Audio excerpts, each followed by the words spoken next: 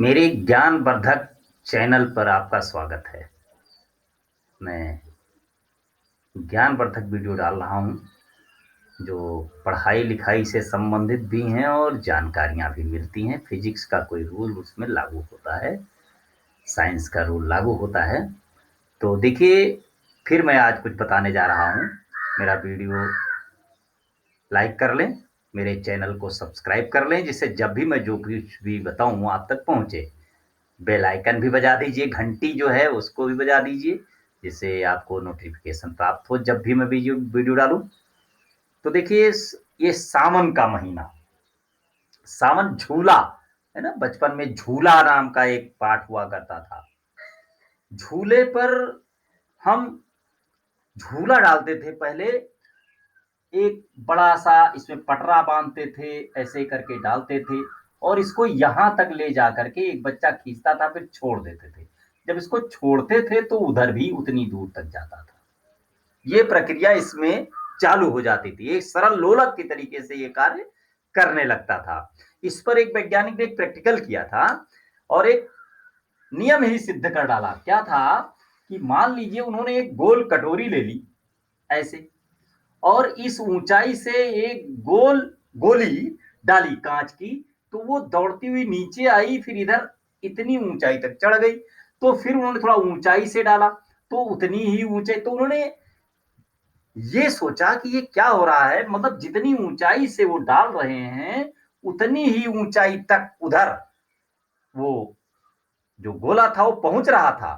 झूले में भी बिल्कुल यही बात है। झूले को जितना इधर हम खींच करके छोड़ते हैं, उधर साइड में झूला उतना ही दूर तक जाता है। तो ये इससे उनका ध्यान गया कि ये क्या हो रहा है, तो उन्होंने इसका रेडियस बढ़ा दिया, एक बड़ा कर दिया इसको। जो बड़ा किया तो भी छोड़ा, तो फिर वो वही, बस ये ध्यान रखना था कि इसके अंदर लगने वाला घर्षण कम से कम हो, क्योंकि मान लीजिए इसमें बालू या घर्षण कोई चीज है तो चिपक जाएगी। अगर घर्षण शून्य कर दिया जाए तो ये जहां से उठी थी उसके बराबर ऊंचाई तक ये जा रहा था। बस ये प्रूव करते करते इन्होंने इसको सीधा करते रहे दूरी तक, और अंत में इस निष्कर्ष पर पहुंचे कि यह गोला तब तक चलेगा जब तक इसको अपनी ऊंचाई ना मिल जाए, और अगर कभी इसको अपनी ऊंचाई ना दी जाए तो ये गोला कभी रुकेगा ही नहीं। अपनी ऊंचाई प्राप्त करने के लिए हमेशा ये चलता ही रहेगा। यही नियम आगे चल करके जड़त्व के नियम के नाम से फेमस हुआ। जड़त्व का नियम क्या है? अगर हम फोर्स ना लगाएं, बल ना लगाएं, तो जो वस्तु जिस अवस्था में है उसी अवस्था में बनी रहेगी। आइए इस पर आधारित दैनिक जीवन की कुछ बातें हम बताते हैं। जैसे साइकिल, साइकिल है, चल रही है, एक बार जब उसका पहिया चल गया, अब पैडल मारने की जरूरत फिर क्यों होती है? चल गया तो चलती रहनी चाहिए, कभी भी रुकना ही नहीं चाहिए। साइकिल चलाने के लिए फोर्स की कहां जरूरत है? वो तो चल रही है साइकिल, जब चल रही है तो उसको चलते रहना चाहिए। लेकिन साइकिल थोड़ी दूर पर जाके रुक जाती है, क्यों? क्योंकि नियम ये था कि उसको कोई रोके ना तो चलती रहेगी ना।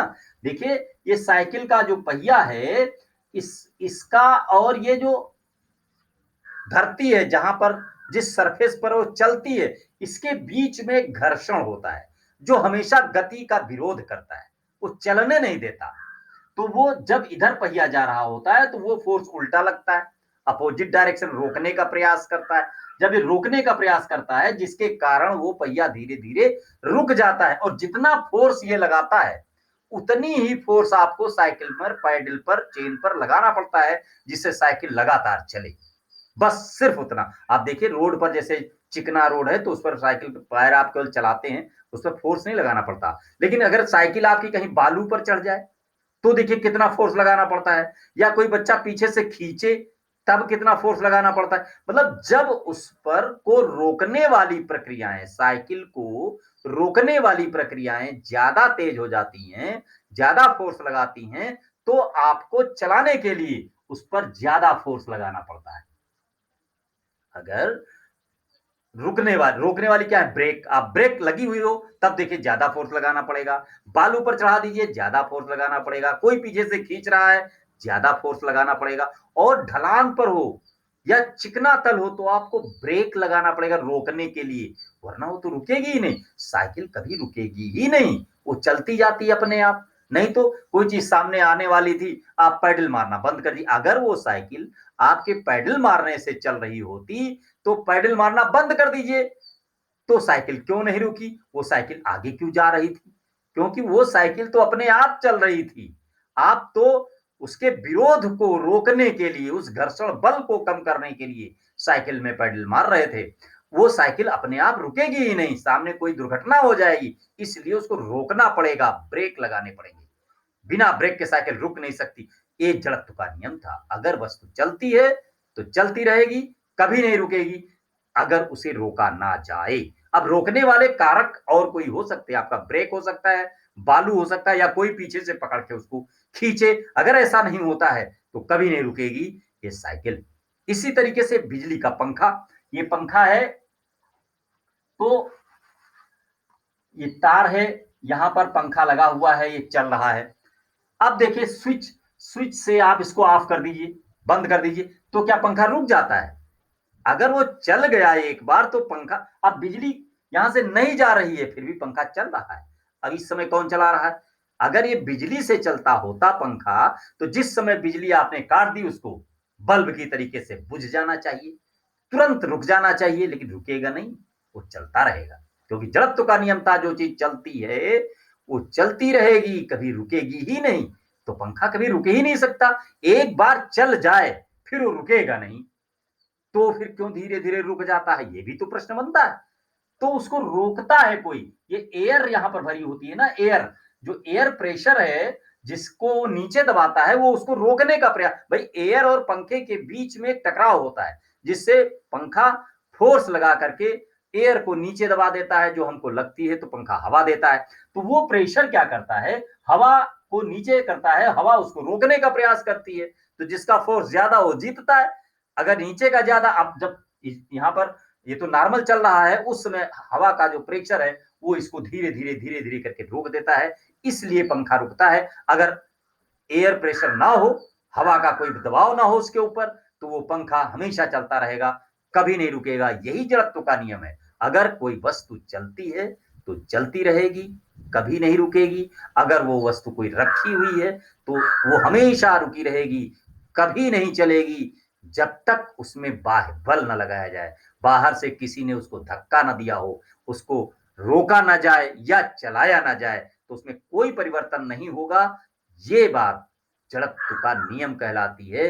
इसी कारण से ट्रेन में जैसे हम लोग खड़े हों, अचानक ब्रेक लग जाए, चल रही है ट्रेन, तो जब ट्रेन चल रही होती है तो उसके साथ हमारी बॉडी भी चल रही होती है। तो ये ट्रेन जा रही है, इस पे हम खड़े हुए हैं, तो ये जब चल रही है तो हमारी बॉडी भी चल रही है। इसको रोक दीजिए तो ये ऊपर की बॉडी तो अभी भी चल रही है, ब्रेक लगाने पर हम आगे की ओर झुक जाते हैं। इसी प्रकार से जैसे मोटरसाइकिल है, इस पर आप बैठे हुए हैं और ये मोटरसाइकिल रुकी हुई है, तो आपकी बॉडी भी रुकी हुई है। लेकिन अगर ये चल दे तो चलने पर नीचे का हिस्सा मोटरसाइकिल के साथ चल देता है आपका, तो आपकी बॉडी पीछे की ओर लुढ़क जाती है, गिरने की स्थिति में आ जाती है। इसीलिए देखिए बस वगैरह में जब हम लोग खड़े होते हैं तो वहां पर होता क्या है कि हम एक दूसरे चाहे जितना पकड़े हों, अगर ब्रेक लगाई, ये बस है, यहाँ पर आप खड़े हैं, अगर इन्होंने ब्रेक लगाया तो ये सारे के सारे पैसेंजर्स जो खड़े होते हैं, भाई ब्रेक से की पावर से बस तो रुक गई, बस रुक गई तो आपका पैर रुक गया, लेकिन ऊपर की बॉडी आगे की ओर, इसीलिए बसों में डंडे लगाए जाते हैं कि उसको पकड़ करके आप खड़े हों, फिर भी आगे की ओर झुक ही जाते हैं, क्योंकि वो बॉडी तो ऊपर चल रही थी। अब इसके अंदर अगर गेंद खेले, एक गेंद ऐसे उछाले, तो गेंद और एटमॉस्फेयर पूरा का पूरा एटमॉस्फेयर बस के साथ चल रहा होता है, ट्रेन के साथ चल रहा होता है, तो वो सब कुछ चलता रहता है। तो ये रुकने जैसे अब होता है, क्वेश्चन एक बन सकता है कि अचानक ब्रेक लगा दें तो अचानक उसमें खड़े लोग आगे की ओर गिर जाते हैं, खड़ी बस को अचानक चला दें तो वो पीछे की ओर लग जाते हैं। उसका कारण यही कि जिस स्थिति में थे वैसी ही स्थिति में बना रहना चाहते हैं, यही नियम था। अब उसका जब विरोध होता है तो फोर्स अप्लाई होता है, वो फोर्स उसको उस कार्य को करने के लिए प्रेरित कर देता है। अगर बस चल दी तो पैरों को बस ने अपने साथ ले करके चल दी।